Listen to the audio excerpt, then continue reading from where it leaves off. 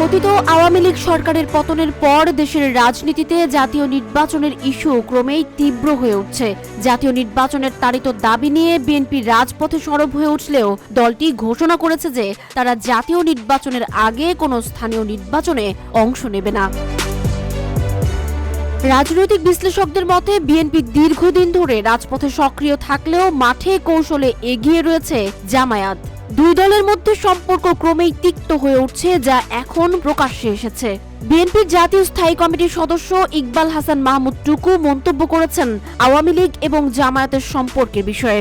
এদিকে জামায়াত ইসলামী জাতীয় নির্বাচনের আগে স্থানীয় নির্বাচন ও সংস্কারের দাবিতে সক্রিয় হলেও তৃণমূলে তারা তারুণ্যপূর্ণ প্রচারণা চালিয়ে যাচ্ছে।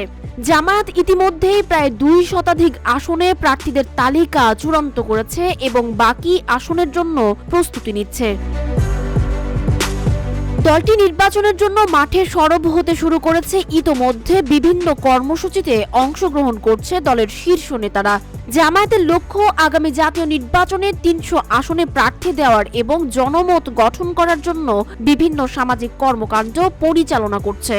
বিএনপি এই বিষয়ে জানিয়েছে, নির্বাচন আসলে তারা পরিস্থিতি অনুযায়ী সিদ্ধান্ত নেবে। বিএনপি বারবার নির্বাচন দাবির কথা বললেও মাঠে জামায়াতের তুলনায় পিছিয়ে রয়েছে।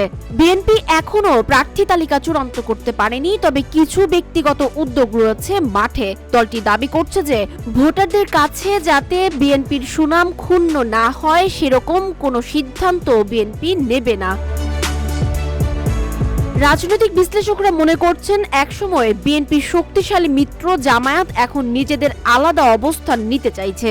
জামায়াতের নেতারা দলীয় কার্যক্রমে নিজেদের অবস্থান শক্ত করতে চাইছে, যা 2025 সালের জাতীয় নির্বাচনকে সামনে রেখে রাজনৈতিক মাঠে তাদের কৌশল প্রণয়ন করছে। তবে নির্বাচনের সময় পরিস্থিতি কেমন দাঁড়াবে তা এখনো স্পষ্ট নয়।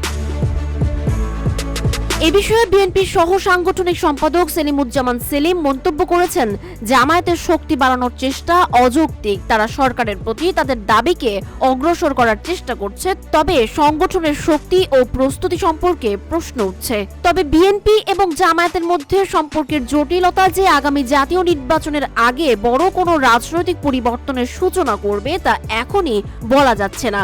কিন্তু রাজনৈতিক বিশ্লেষকরা ধারণা করছেন, পরিস্থিতি যদি দেরি হয় তবে জামায়াতের শক্তি আরো সংহত হতে পারে, কিন্তু ভোটে তাদের প্রভাব কি পড়বে তা নিশ্চিত নয়।